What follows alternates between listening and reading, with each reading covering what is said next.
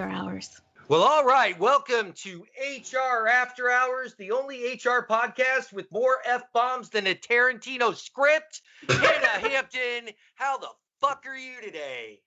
I'm doing fucking great. Thanks for fucking asking. How the fuck are you? All righty. That was a little more than I wanted to start with, but I am awesome. We can start over. No, absolutely not. I love Hannah throwing down the F-bombs. Oh my goodness, that made my day. So seriously, Hannah, I know you and I are both battling a little burnout, and we're reaching out to our peers for feedback on what they're doing. We're starting to get a little bit, so I think our next podcast will start our series on avoiding burnout in 2021. But tell me, what the heck's going on out there today? Oh man, well, not much in my world. No, just today's show is going to be fun. It'll be probably a little short, but I don't want this to turn into the Rip on McDonald's podcast, but I have a new story. Oh my gosh, what have those clowns at Mickey D's done today? Oh, well, I guess from what I've read is that they have three new sexual harassment lawsuits on their hands. Basically, the article that I read said that there's allegations of sexual assault and quid pro quo, which is always fun to try to say fast 3 times. But yeah, so basically there's some additional sexual harassment complaints at McDonald's. Now, here's the thing. We've talked about how they've got new HR leadership on board. So I feel like that obviously this person, they've been on board a very short amount of time, have their hands full. I certainly look forward to seeing less and less of these stories about McDonald's with exciting new leadership they have on board. But honestly, we are now in 2021. I certainly hope that things start changing. And I hope not just for McDonald's. Yeah, I hear you there. I mean, it does seem like the McGrab ass is making more appearances than the McRib. But at the same time, I do like that you started with the fact that a little disclaimer that we almost don't want to bring up these McDonald's allegations sometimes because it does seem like we've got a McHard on for them. I think, to be fair, in the article that you brought to my attention with the HR lawsuit, the sexual harassment lawsuit was another HR Dive article. And I do like what they did with the article and the fact that they did mention it's not just a McDonald's problem. Right. It is an industry problem. Del Taco, IHOP, Chipotle have all been affected. Yes. And those are the big chains. And you think about even independent restaurants, small restaurants, it's just an industry issue. It is absolutely an industry issue. We've seen a few celebrity chefs. First one that comes to mind, and I think it's in the article as well, is Mario Batali. There's so many reasons and factors in play that have to be battled in the hospitality industry. And it is something where you have people that are alone late at night. Yeah. Parts of the industry where they go out drinking afterwards, or there's alcohol in house and people are allowed to belly up to the bar after work.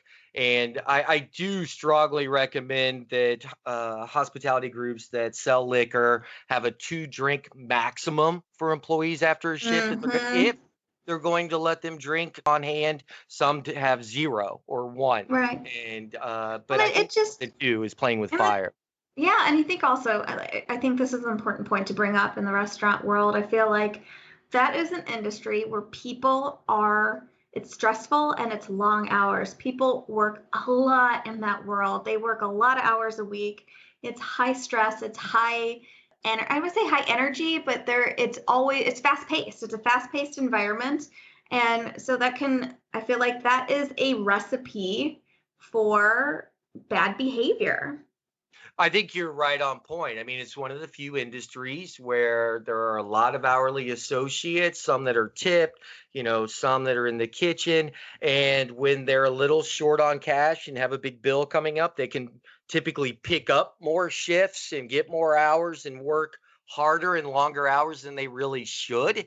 So that, I think, adds to the volatile mix. But as a whole, I'm going to transition out of the McDonald's and even out of the restaurant piece for a minute. I'm going to talk about this more throughout the year is what will the positive impacts of COVID-19 be as far as, how will it change the workplace? People Yep. being able to work from home or possibly changes in company cultures or Focusing on wellness and expectations. self-care, making sure, because people, when you start living at work, and necessarily, when you're working from home, you're living at work. It's really easy to overwork yourself. And I think that people, we talk about burnout as something we want to get to, but how do we get there? And that's from, making, I guess, I don't want to say making poor decisions, but certainly not prioritizing things that help prevent that burnout. And that could be some wellness, self-care, making sure that you're not overdoing the hours and doing what you need for your own good. You mentioned the hours, and so did I, and working more, working too much. Something that you and I have kicked around how to talk about it, and let's be honest, you and I are kind of geeks. Yep. Not many people are looking for articles to support their theories on trends in HR and business practices, and they sure as hell don't spend their free time doing a podcast based on HR and business practices. So we're kind of nerds, Sure. but we're cool nerds, though. I mean, seriously, Hannah, Take we're them. we're pretty I'll fucking take cool. it. But I'll take it. you and I have been kind of chomping at the bit. Do we think that the work industry is going to is the culture of working in the United States going to improve as far as quality of life, opportunity to take care of wellness? And of course, we're these optimist HR people going, well, of course, it's finally time. But are we right? I mean, do you Right. think that the hospitality industry, that's one where people are known for working 50, 55 or more hours a week in management. And it's always been, well, that's just what the industry is. That's what you do. Right. The Well, I modern think version of that. eventually, yeah. Go ahead. No. Well, I was gonna say, talking about hospitality, I feel like that's well, I mean, I guess it could vary in industry, but when it comes to hospitality, I remember when I lived in that world, there were people who worked 50, 60, 70 hours a week, and their response of having other people do it too was, well, that's what I had to do, so why is it wrong? And just kind of relying on how things used to be and not being open to change, and being the reason behind it being, well, that's what I did. And I think that the mindset is moving away from that and saying, well, maybe doing that was not the right thing, and maybe that's why XYZ is happening. So I hope that eventually, as people retire and leave industries, the new fresh ideas will come in and take precedence over, well, that's just how we used to do it. So, oh my gosh, you opened up so many cans of worms, and I love it. I'm good at So, that. but no, seriously. So I'm a Gen Xer, and I was someone that's what I heard my whole life from my parents and my grandparents, my mentors. You just got to pay your dues. You got to do this. And so that's what I've done for the most part. And for me to take some risk and branch out on my own and do some things, it was a lot. It was a gradual process, and me fighting with myself to do these things.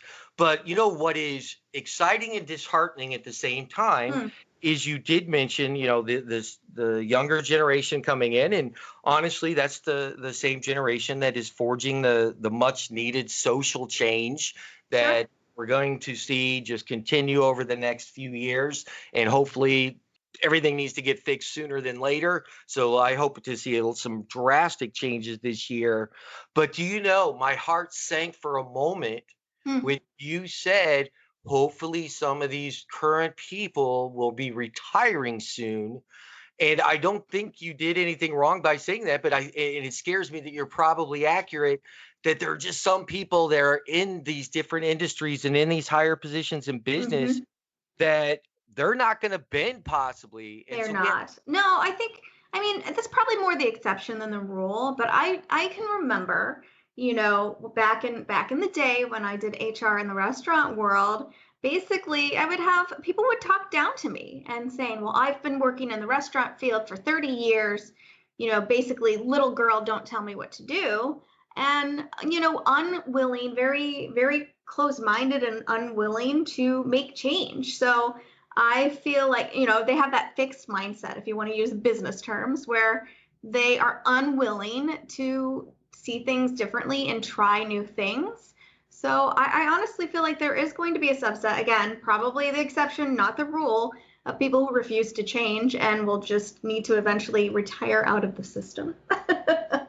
Yeah, that's a scary thought, and you may be right. And I've seen different industries, and we've picked on hospitality. Let's not forget there are other industries that I have witnessed just as many terrible pieces of culture. Mhm. One of the industries that didn't even exist when our grandparents were around, so we can't blame it on their generation, is the gaming industry. What's considered crunch time when a new game's about to be launched, and that could be 4 months Gaming or like further video out. games? Video games Okay. and video game designers, and it's a $1 billion industry. I mean, there Mm-hmm. are there are several franchises out there in the video game industry that are that make more money and have a bigger impact on the economy than some top movies. I mean, a lot of people Mm-hmm. above 35 aren't Sure. aware of that. There's streaming platforms where you watch people play video games. There are professional sports Sure. that are video games. And some people are Oh, my listening right nephew now loves going, to watch YouTube of people playing video games, which cracks me up. yeah, I mean, it's insane to me that that industry, which is a young industry, during those crunch months, that you live in, you're programming 24/7. And if you bitch about working 85 hours a week, you'll be replaced and even possibly blacklisted. And there's some good docuseries out there that cover that. So, I mean, there are new industries, and I've seen the online retail industry and how tough they are, especially in the logistics centers and the warehouses. I've been much more subtle about my jabs at Amazon than I have with McDonald's, just because the McDonald's stuff just keeps getting thrown in our face. But I mean, Amazon has a brutal culture in some of their different departments and Mhm. logistics centers, et cetera. So even some of the newer industries, the flourishing industries, are have some of the same problems. I don't know if I'm being realistic in thinking that with this social change, it is going to bring a better quality of life and an awareness Yeah, of it healthiness. might take time. And, this is funny. It made me think of, I just recently started watching Superstore it's an NBC show. Have you heard of it or seen it? Yeah, I just started subscribing to the Peacock app, and Okay. yes, So this is a more recent episode, and it's kind of funny. I'm watching from the beginning, but I'm also watching new episodes, which is probably not the best thing to do. But don't judge me. I guess you can throw hate my way, whatever. But they did one about basically making some changes to some past, policies that were racist, and it was just such a funny but true look into how corporations respond to social changes. And I think that is this going to happen overnight, these changes and the change of culture? No, but I feel like the first step in the process is recognizing it, and the step, recognizing it and then making the appropriate changes. And of course, the show, made some jokes about it, but it was almost, it was one of the things where it's like there's a little bit of truth and all joking. And certainly, as somebody who's worked for larger companies that have multiple locations, I feel like there was a lot of truth in the satire. But I think it's again, it's going to take time for companies to make these changes. But I think moving in the right direction is better than not moving at all. I agree, and I think that is probably one of the more sound pieces I've heard about these changes that were hoping to take place and really need to take place. We can't expect everything to happen overnight, but at the same time, we've got to stay vocal about our expectations. I just had, and I'm so bummed that I can't give a shout out to this follower of ours on Instagram, because she gave us a quote, and I'm said, "Hey, can I use your name?" And I haven't heard back from her yet, so I'm not going to use her name. But this was a quote that she sent me, and it says, I spank employees, but I also forgive. I do have a heart. And that's from a CFO that this person's encountered. So they're still kind of taking bragging rights into their tough culture. But Wait, say you that know, again. You what employees? they say, I spank my employees, but I also Spank? forgive. I have a heart. So spank, I'm sure, is not a Yeah, I literal. hope that's more figurative than Yeah, actual. they're not paddling at the desk, I hope not. Hannah Hampton report to the CFO's office. But I mean that right now you kind of expect to hear things about, well, I've not always been the softest leader, but I'm learning compassion and empathy. Those are the type of quotes I want to hear from people, not that I spank my employees. But seriously, I mean, we've all worked with those people. I mean, but at the same time, Hannah, every time I've had a new leader come in and use terms like people centric, the short term joy that I've had, like, oh, well, I got someone that's going to be HR friendly and we're going to make changes. They've never been the most misused term. We're going to change culture and become an employer of choice Mm-hmm. and all these things that we just hear people say. And there was a trend, and you and I had a friend that I believe had this trendy title bestowed upon them about Mm-hmm. 4 years ago. Companies were adding to their HR team. They would say that this person is designated HR retention manager, and Mm-hmm. they're going to show us how to improve our culture. And this is how, and all it is that's the title they use to be able to allow one more HR person on the team. Because of all the people I've talked to that have been in that quote unquote role of retention, and I'm going to get to impact the culture. I don't think nothing about the company dynamic. They weren't allowed to change anything. Have you seen Mm-hmm. differently with that? You gave a lot to unpack there, and I certainly think you have you made a lot of points and a lot of things that we could talk about. And culture can't be changed by HR alone. And I think we could do a whole episode about that. It has to come from multiple places, not just HR. And I think I don't know if I'd say a lot of people understand that, but I think that there's a lot of misunderstanding about culture and how much HR alone can do for it. I don't know. You had mentioned something that made me think of a meme I saw, and it was one of those things where it said if you're interviewing at a company and they say we're like family here, that's a red flag. Which I think it's funny. It's funny, and I've seen it. I've seen it. Hey, we're family here at multiple places, and sometimes it's true, and sometimes it truly is a red flag. But so let me ask you this. So Hmm. I'm going to circle back to what we actually were just going to use as a segue Hmm. back to the McDonald's article. They hired a very well respected HR professional. Welcome to your new family. Yes. Here's all of our dysfunctional and abused children. And I don't think I've seen anything that's come across the senior leadership team from McDonald's saying, we are declaring that we're going to lead the change and we have zero tolerance for sexual harassment. And we're going to give this new HR leader 100% backing to make things right. Isn't that what it's going to take? Oof. Oh, that's a lot to unpack there too. And yeah, that's a lot to unpack.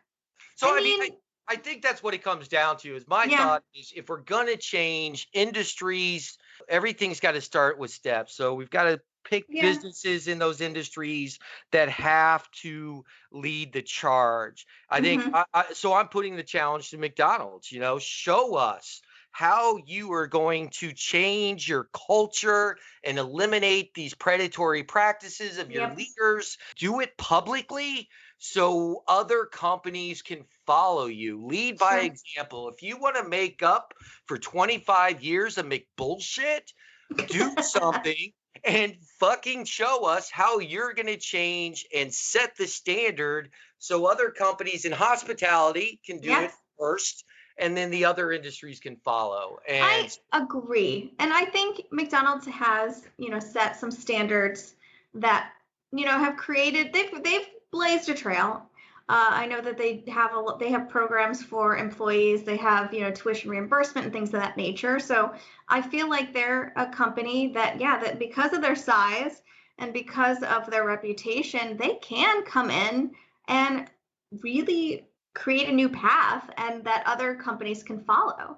And when it comes to being competitive for candidates, for employees, you've got to be able to set yourself as apart and or match what's out there. So certainly I think that McDonald's has the capability to create a new path in life for those in the hospitality and the restaurant industry. So there you go. We're putting it on the Golden Arches to Yeah. lead by example, show us how we can all change. Let's make an impact on your business. Let's let it ripple through hospitality, and then let's get it to the other companies and go from there. Sounds pretty easy to me. Hannah Hampton, have a great day.